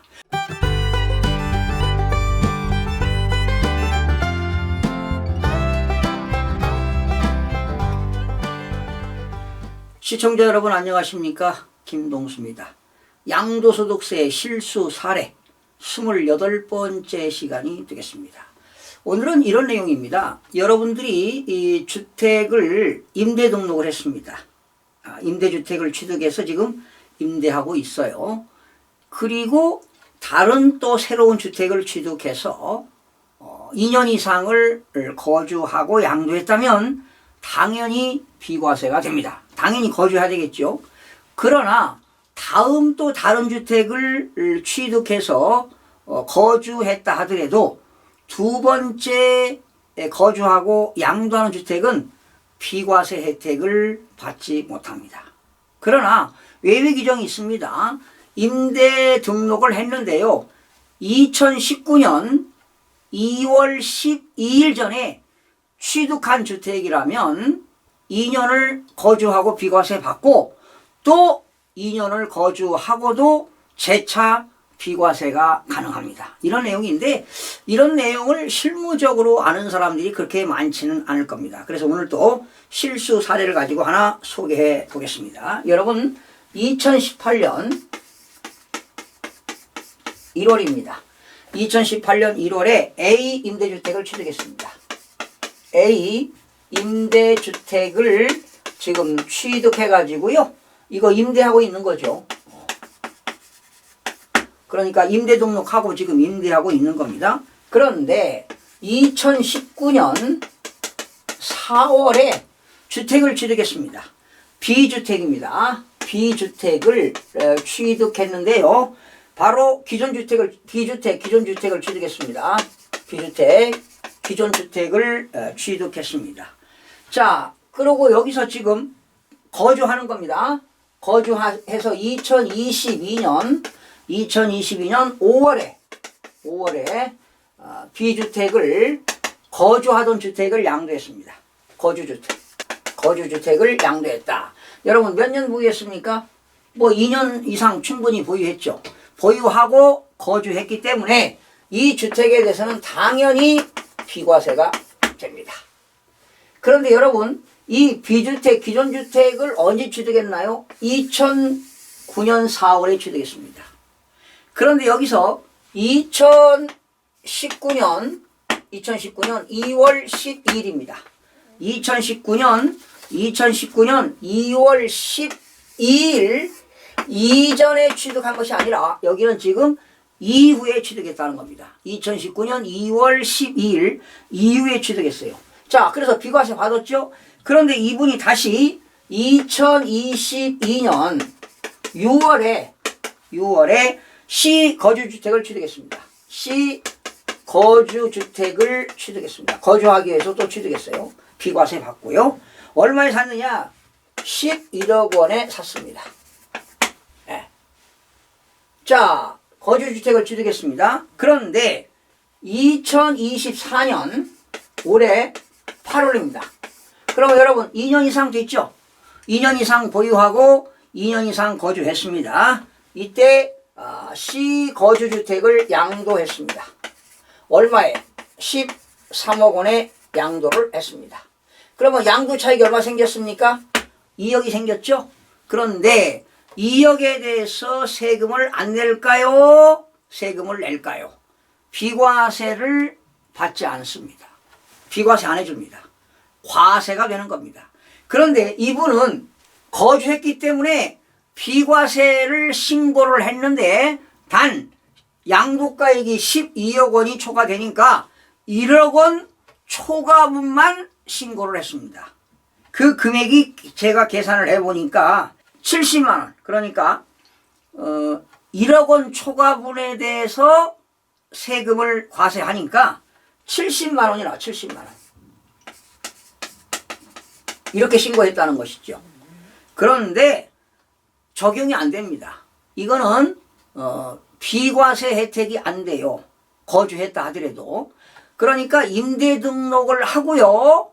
2019년 2월 12일 이후에 취득한 사람은 거주했다 하더라도 평생 한 번만 비과세가 되기 때문에 이 사람은 두 번째 주택을 취득해서 아무리 거주했다 하더라도 비과세를 받을 수가 없습니다. 그러니까 2억 전체에 대해서 과세를 해야 됩니다. 그러니까 12억 원 초과분만 과세하는 것이 아니라 전체를 과세하게 되면 세금이 얼마나 나오냐? 5,500만 원이 나요. 5,500만 원. 5,500만 원. 그런데 이 사람은 70만 원 신고했어요. 그러니까 추징을 5,430만 원을 추징을 당한 사례가 되겠습니다. 중요합니다. 임대 등록을 하고요. 2019년 2월 12일 이후에 주택을 취득한 사람은 한 번만 거주주택에 대해서 비과세를 받고 두 번째 거주주택은 비과세가 적용되지 않는다. 즉 과세가 된다는 것입니다. 이런 내용을 여러분 알아두시기 바랍니다. 정말 이거 모르면은요 양도소득세 폭탄을 맞는 겁니다. 그러니까 본인은 자 2019년도에 사와가지고 2년 이상 보유하고 거주했으니까 당연히 한 번 비과세 받고 또 주택을 사가지고 2년 이상 보유하고 2년 이상 거주했으니까 비과세를 받을 거라고 했어요. 그러나 비과세죠. 원래 12억까지는 비과세인데 13억에 팔았으니까 1억 원 초과분만 과세하니까 안분 계산하니까 특례를 적용하면 세금이 70만 원밖에 안 나옵니다. 그런데 그런 특례 적용을 1세대 1주택 12억 원 초과분만 과세하는 것이 특례를 적용하지 못하니까 13억, 11억에 사가지고 13억에 팔았으니까 2억 원 전체에 대해서 과세하니까 세금이 5,500만 원이 나온다는 것입니다. 그래서 여러분 중요한 게 임대 등록을 한 사람은 2019년 2월 10일 이후에 주택을 취득해서 거주한 사람은 한 번만 비과세한다. 그러나 2019년 2월 10일 이전에 주택을 취득한 사람은 상관이 없습니다. 재차도 비과세가 되는 겁니다. 그러니까 만약에 이 사람이 2019년 2월 11일 날 샀다. 그렇다면 이것도 비과세 받고 이것도 12억 원까지는 비과세가 되는 것입니다. 그래서 여러분 2019년 2월 10일 이전에 주택을 취득하거나 아니면 2019년 2월 10일 전에 주택을 취득하기 위하여 매매계약을 체결한 자가 계약금만 지급한 주택도 재차 비과세가 적용된다. 그러니까 임대사업자들이 이런 내용을 모르는 경우가 허다합니다. 그래서 오늘 이 시간에도 실수 사례에 대해서 살펴봤습니다. 여러분 다시 한번 정리해 볼까요? 임대 등록을 한 사람은 2019년 2월 10일 이후에 주택을 취득한 사람은 2년을 거주했다 하더라도 한 번만 비과세가 된다. 재차 비과세는 되지 않는다. 그러나 2019년 2월 10일 이전에 주택을 취득한 사람은 재차 두 번째도 비과세가 가능하다는 것을 기억하시기 바랍니다. 시청해주신 여러분 고맙습니다.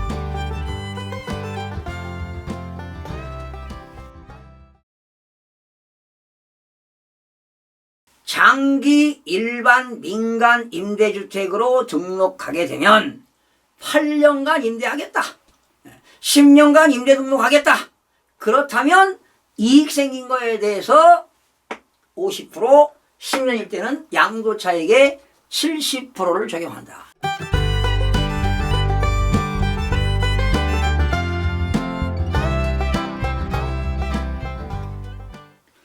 시청자 여러분 안녕하십니까? 김동수입니다.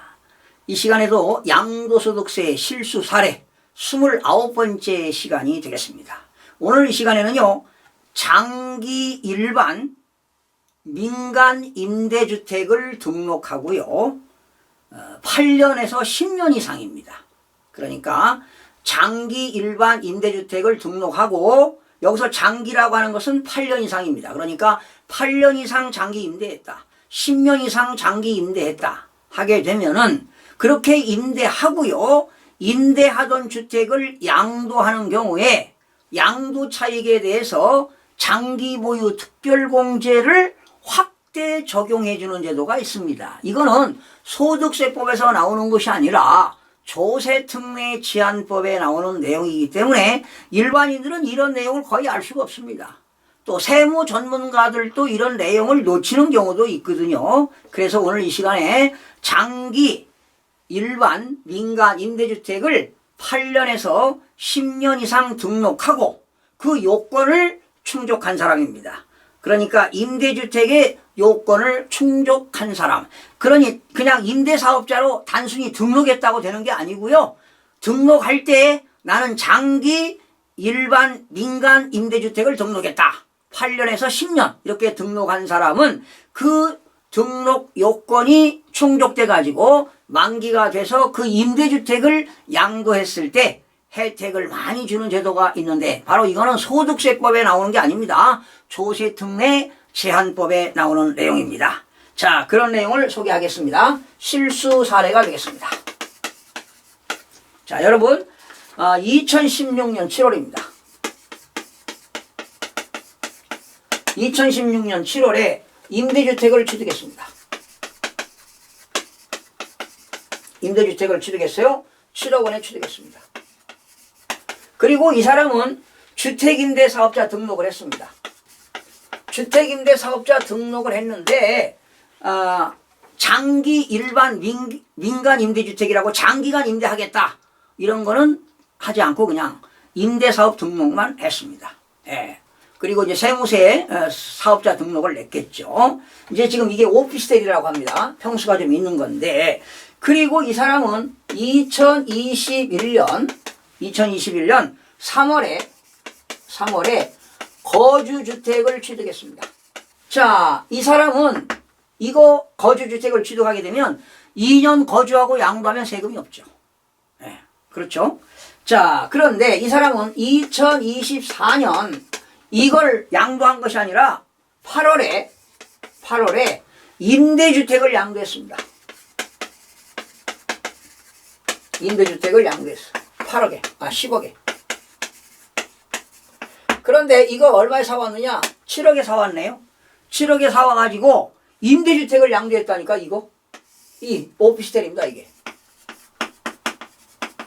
오피스텔을 주택임대사업자 등록을 하고 7억에 샀는데 10억에 양도했습니다. 여러분, 8년 됐나요? 그렇죠. 8년이 넘었죠. 8년 1개월이 되겠습니다. 8년 1개월. 그러면 이 사람은 8년이니까요. 8년이면은 8년을 보유했어요. 8년 보유했으니까 거주는 안 했죠. 8년 보유했으니까 1년에 2%씩 원래는 16%를 장기 보유 특별공제를 적용해야 돼요. 그런데 이 사람은 어떤 착각했느냐? 전문가로부터 들었어요. 조세특례제한법에 의해서 8년 이상 장기 일반 민간주택을 등록하게 되면 조세특례제한법에 의해서 양도차익의 50%를 공제해 주고요. 10년 이상 장기 일반 민간 임대주택으로 등록하게 되면 양도차익의 70%를 공제합니다. 이런 내용은 어디에 나오는 거냐? 소득세법에 나오는 게 아니에요. 여러분, 1세대 1주택 고가주택을 양도했을 때 12억 원을 초과하는 고가주택을 양도했을 때는 1년에 4%입니다. 만약에 3년 보유했다 그러면 12%지요. 또 3년 거주했다 12%지요. 24%를 공제합니다. 그리고 10년 보유, 10년 거주했다면 최고 80%까지 공제하지요. 근데 그거는 소득세법에 나오는 겁니다. 그러나 장기 일반 임대주택입니다. 장기 일반 민간 임대주택을 양도하게 되면 8년 이상 임대했다. 양도차익의 50%. 10년 이상 장기 임대했다. 양도차익의 70%를 공제합니다. 근데 이 사람은 지금 2016년 7월에 사온 임대주택을 2024년 8월에 임대주택을 양도했으니까 8년 이상 그 임대사업하고 양도했으니까 장기보유 특별공제를 양도차익의 50%를 적용했다는 것이 절대로 적용이 안 됩니다. 왜? 장기 일반 민간 임대주택으로 등록을 하지 않았기 때문입니다. 민간 임대주택에 대한 특별법이라는 게 있어요. 민간 임대주택에 관한 특별법에 대해서 장기 일반 민간 임대주택을 등록을 했다면 이거 혜택이 있습니다. 근데 이 사람은 장기 일반 민간 임대주택으로 등록을 하지 않고 그냥 임대사업자 등록했다는 겁니다. 그래서 이 사람은 50%를 적용하는 게 아니라 몇 프로? 16%만 적용하는데 모르고 50%를 잘못 적용한 것이다. 네. 그러나 원칙은 장기 일반 민간 임대주택으로 등록하고 8년에서 10년 이상 임대를 하는 경우에는 장기보유 특별공제를 적용이 가능하다. 8년일 때는 50%, 그리고 10년 이상 임대할 때는 양도차익의 70%를 공제한다는 내용이 되겠습니다. 그러니까 50%를 공제하게 되면은요, 장기보유 특별공제가 1억 5천만 원인데, 그런데 적용을 하지 않고 그냥 16%를 적용하면 4,800만 원밖에 공제가 안 됩니다. 그런 차이가 있습니다. 자, 오늘 새로운 걸 배우셨습니다. 장기 일반 민간 임대주택으로 등록하게 되면 8년간 임대하겠다. 10년간 임대 등록하겠다. 그렇다면 이익 생긴 거에 대해서 50%, 10년일 때는 양도차익의 70%를 적용한다. 그런데 이 사람이 임대주택을 양도하지 않고 그냥 거주하고 있던 주택을 팔았다. 2년간 보유하고 팔았다면, 거주하고 팔았다면 비과세가 되지요. 그러나 이 주택을 언제 샀습니까? 이 사람은 2019년 2월 12일 이후에 샀기 때문에 한 번밖에 비과세가 안 됩니다. 그러나 2019년 2월 10일 이전에 취득했다면, 거주했다면 재차 두 번째 주택도 비과세가 된다는 것입니다. 그러나 2019년 2월 10일 이후에 주택을 취득해서 거주했다면 평생 한 번만 비과세가 된다는 것 기억하시기 바랍니다. 지난 실수 사례 28번째와 29번째도 상당히 실무적으로 중요한 내용이 되겠습니다. 여러분, 장기 일반 민간 임대주택의 요건이 있어요. 그 요건은 주택면적의 전용면적입니다. 전용면적이 85제곱미터 이하여야 합니다. 그러나 그 주택이 읍면적에 있다. 읍면적에 있다면 100제곱미터 이하가 되겠습니다. 전용면적 85제곱미터 이하가 되겠고요. 읍면적에 있다면 100제곱미터 이하가 되겠습니다. 그리고 증액요건입니다. 이렇게 장기 일반 민간 임대주택으로 등록했다면 임대료와 임차보증금입니다. 임대보증금은 증가율이 5%를 초과하면 안 됩니다. 반드시 5% 이내일 것, 5%를 초과하면 안 된다는 것도 알아두시기 바랍니다. 시청해주신 여러분 고맙습니다. 구독과 좋아요, 알림 설정을 누르시면 더 많은 정보를 얻을 수 있습니다.